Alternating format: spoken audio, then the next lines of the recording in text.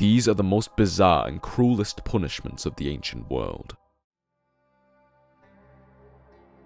Throughout the world, there existed a punishment that played on the primal fear of being stuck. Immurement. Derived from the Latin murus, meaning wall, this execution involves sealing a person within a confined space with no exit. Unlike burying alive, immurement meant the victim was built into the architecture itself. In Persia, travelers recorded accounts of immurement, used as a terrifying deterrent against crime. There are descriptions of criminals being walled up alive in public spaces, where those passing by could see and hear them. The victim was placed against a wall and enclosed with brick or stone, sometimes left upright in a space barely large enough for a man to stand. The masons would continue their work, laying row after row of bricks, until light vanished and the condemned was sealed into darkness. The horror of immurement lay in its duration. The air supply was limited, but not immediately fatal. Trapped in pitch blackness and unable to move, the victim waited for dehydration or starvation to bring an end. Some accounts suggest the immured survived long enough to cry out to passers-by for mercy, turning the wall itself into a living warning, an enduring reminder of the punishment that lay within.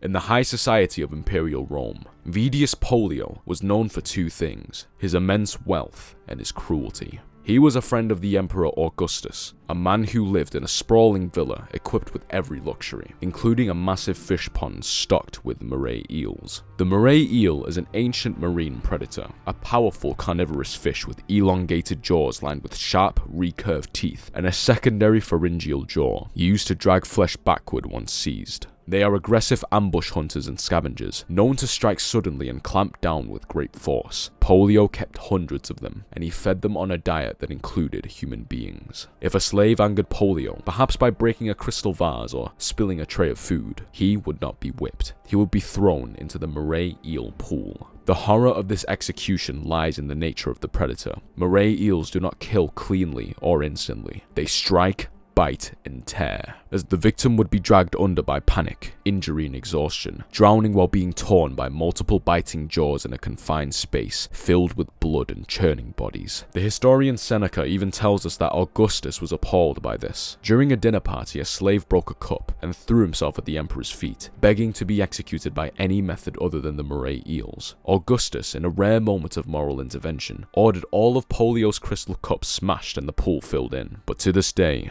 the Moray Eel pool serves as a stark illustration of the arbitrary and monstrous power a Roman master could wield over his property.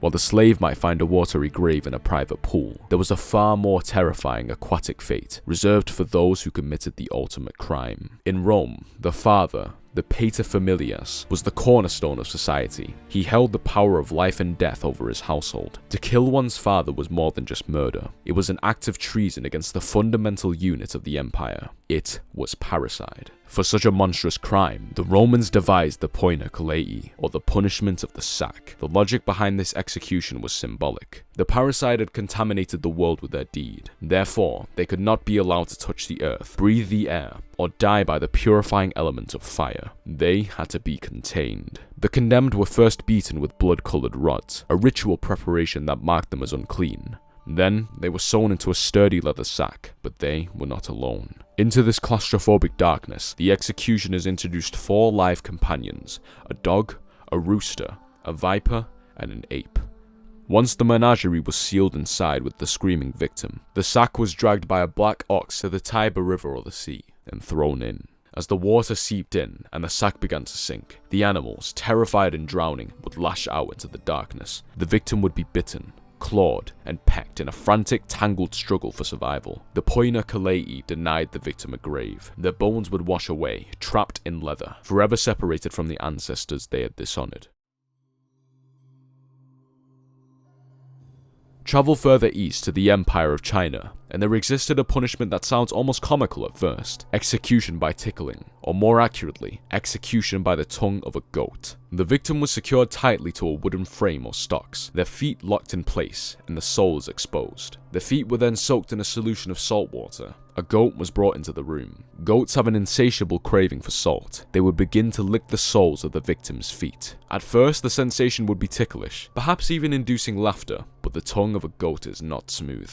It is covered in rough sandpaper-like papillae. As the goat continued to lick, the tickling would turn to irritation. The irritation would turn to pain. The rough tongue would slowly abrade the skin, peeling away the layers of the epidermis. Once the salt was licked off, the executioner would apply more. The process would continue for hours or even days. The constant rhythmic abrasion would eventually wear through the skin and the nerves of the foot. The victim, trapped in a cycle of hysterical laughter and excruciating pain, would often suffer from muscle spasms, respiratory distress, or eventually die from infection or shock. It was a method that left no marks on the rest of the body, and a clean punishment that drove the victim to the brink of madness before the end. In ancient Greece, particularly in Athens, there was a strange belief surrounding the blood of the bull. It was thought to be a deadly poison, not because of the toxicity, but because of its physical properties. The Greeks believed that bull's blood coagulated so instantly and so thickly that if one drank it, it would turn into a solid mass in the throat, choking the victim to death. This method was often reserved for the high-ranking officials or generals who were forced to die. The most famous case is that of Themistocles, the hero of the Battle of Salamis. Legend says that after being exiled and finding refuge in the Persian court, he found himself in a position where he might have to fight against his own people. Rather than betray Athens, the legend says he sacrificed a bull and drank a cup of its fresh blood. Whether or not bull's blood is actually fatal is a matter of medical debate. It likely isn't unless infected, but the ancients believed it was. It would have been a strong death, a way to die by the essence of a powerful animal, a final toast to the gods, where the drink itself was the weapon. We travel now to the mythic past of ancient Greece, to the Isthmus of Corinth. This was a lawless time, where travelers were at the mercy of bandits who controlled the mountain passes. One such bandit was Sinus, also known as Pitiocamptes, or the Pine Bender.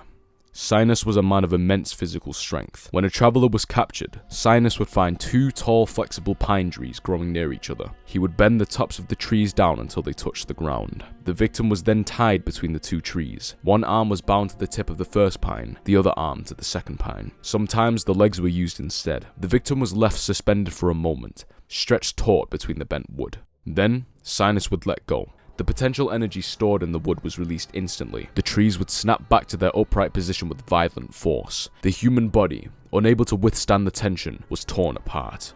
While Sinus is a figure of mythology, eventually killed by the hero Theseus using the same method, the concept of tearing apart was a very real punishment in the ancient world. The Romans sometimes used a variation where chariots were driven in opposite directions, and the Persians occasionally used trees or bent saplings to dismember rebels. It was a punishment that utilized the tension of nature to destroy the integrity of the human form.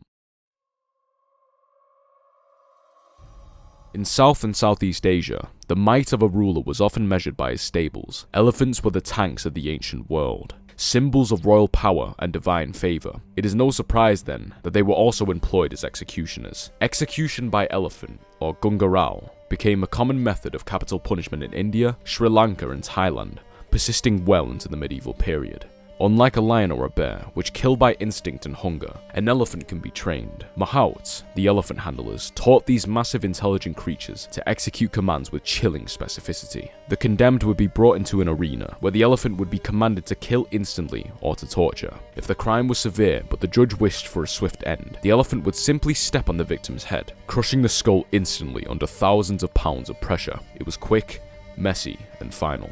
But often, the sentence called for suffering. The elephant would be instructed to break the victim's limbs one by one. It would use its trunk to hold the person down, while carefully placing its foot on an arm or a leg, applying just enough pressure to snap the bone without severing the limb, or causing fatal trauma. The victim would be left broken on the sand, alive and conscious, before the final blow was delivered. In some regions, the elephants were fitted with blades on their tusks, used to slice the condemned as the animal tossed them about. The psychological impact on the observers was profound. The Persians valued truth and loyalty above all else. To lie to the king of kings, or to betray the trust of the royal family, was a sin that required a cleansing so thorough it would erase the offender from the earth while they were still breathing. The Greek biographer Plutarch recounts the story of a soldier named Mithridates. His crime was not theft or murder, but a drunken slip of the tongue. At a banquet, he boasted that it was he, not the king, who struck the killing blow against the rival prince in battle. He had stolen the king's glory. For this, King Artaxerxes decreed a punishment that has become legendary for its horror. the boats. The condemned man was taken to the riverbank. 2 boats were prepared, made to fit closely together. Mithridates was laid inside one, and the other was placed on top, so that his head, hands, and feet protruded, while his torso remained hidden within the hollow hull. The executioners then force-fed him a mixture of milk and honey. If he refused to eat, they pricked his eyes with iron awls until he opened his mouth. They poured the sweet mixture over his face, coating his eyes, his nose, and his lips, and then turned the boat so that he faced the sun. Left drifting in the stagnant water, the sweet glaze began to dry and attract flies. But the true horror was happening inside the hull. The force feeding induced severe diarrhea. As the days passed, the boats became a floating container of filth and excrement. The scent drew vermin from the riverbanks, insects and parasites, which swarmed into the dark, warm interior of the boats. They began to burrow into the man's flesh, eating him alive from the inside out. Plutarch writes that Mithridates survived in this state for 17 days. 17 days drifting under the baking sun, unable to move, while his body became a hive for the creatures in the river. When the top boat was finally removed after his death, the remains were completely unrecognizable. We end our journey in the misty borderlands of history and saga. The execution by the snake pit is a trope in fiction, but it has roots in the Germanic and Norse traditions. The most famous account concerns the legendary Viking hero Ragnar Lothbrok. Captured by King Ilar of Northumbria, Ragnar was not beheaded or hanged. Ilar wanted to inflict a death that was slow and humiliating for a warrior who prided himself on his strength. He ordered Ragnar thrown into a deep pit filled with venomous snakes, vipers, and adders. The sagas tell us that Ragnar was wearing a magical shirt that the snakes could not bite through. It was only when his executioners removed the shirt that the fangs found their mark. Ragnar died reciting a poem, the Crocamal, boasting that he would die laughing and that his sons would avenge him. The snake pit was a method of execution designed to strip the warrior of his dignity, denying him a death by steel and feeding him to the beasts of the ground. We hope you found this exploration of history's darker side fascinating. If you did, make sure to like and subscribe for more deep dives into the past. Until next time, keep the fables alive.